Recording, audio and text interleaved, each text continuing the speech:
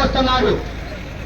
అంతేకాదు ఇప్పుడు రైతు భరోసా కూడా ప్రతి రైతు దగ్గర నుంచి దరఖాస్తు తీసుకోవాలి అని చెప్పేసి ఆలోచన చేస్తే కేటీఆర్ గారు అడ్డ తిరిగిన పైన రైతుని పిచ్చగాని చేస్తామని చెప్పేసి మాట్లాడితే దాన్ని వెనక అందుకని ఆచరణ సాధ్యం కానివి మాట్లాడుతున్నాడు. అంతేకాదు మన కేసీఆర్ గారు పెళ్లి చేసుకున్న ప్రతి ఆడపడుచుకి ₹1,00,000 ఇస్తే ఈ ముఖ్యమంత్రి గారు ఏం చేసిండు? ఈ 1,00,000తో పాటు నేను తులం బంగారం ఇస్తా అని చెప్పేసి అబద్ధపు మాట చెప్పిండు. సంవత్సరం దాటిపోయింది, నీ బంగారం ఎక్కడా?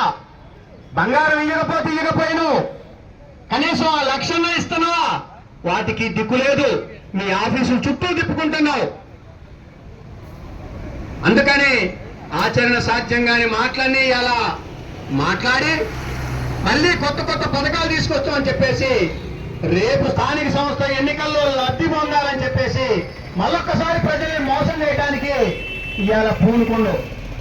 అందుకని దయచేసి గమనించాలా, రైతాంగానికి కోరేది కూడా ఒకటే, ఎటువంటి కండిషన్ లేకుండా రైతుని రాజు చేసేటువంటి కేసీఆర్ గారి ఆలోచన సరళి ఇవాళ కేంద్ర ప్రభుత్వం కూడా 6,000 ఇచ్చేది 10,000 చేస్తారు.